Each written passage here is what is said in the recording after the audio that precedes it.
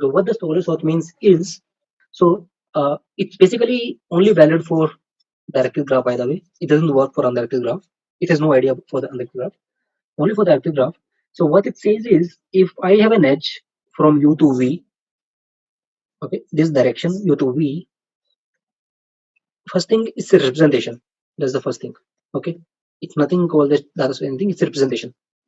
So if I an edge from U to V, I should always represent U before V.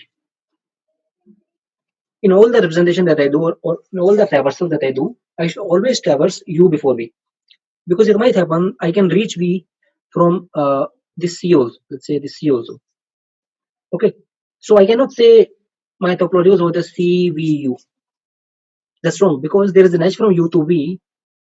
If there is edge from any vertex to any vertex, that vertex, the source vertex, should always come before destination vertex. So source, then destination for all the vertices.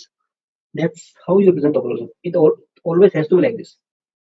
So if I say U to V, V is a destination vertex and U is a source vertex. That's what I mean by source and destination vertex. So it always has to represent UV. It cannot represent V to U. Okay, that's what topology is. There are algorithms for this. It's pretty much straightforward. It's a DFS based direct algorithm. You can have a look. Now see, in our graph case, our graph was like this. You have a source and then you have a stream, then there are other connectivities. Okay, and then this is destination. I want to find my distance from S to D. Okay, there might be some other connectivity here also, which some other vertices here. There might be some other vertices that are going out of S, whatever, some structure can be there. Now here, what I can do is, I can write a topological sort for my graph, that if there is a path from S to D, then D will always come after S. So if S is somewhere here in topological sort, D will be somewhere here. There might be some other nodes between, but D will be always after S. And all the edges in topological sort from S will always be like this. It always forward edges. None of the edge will be backward, because that's what topological sort means.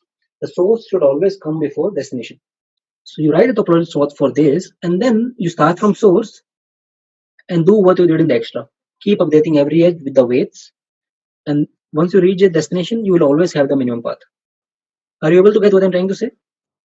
Yes. Okay.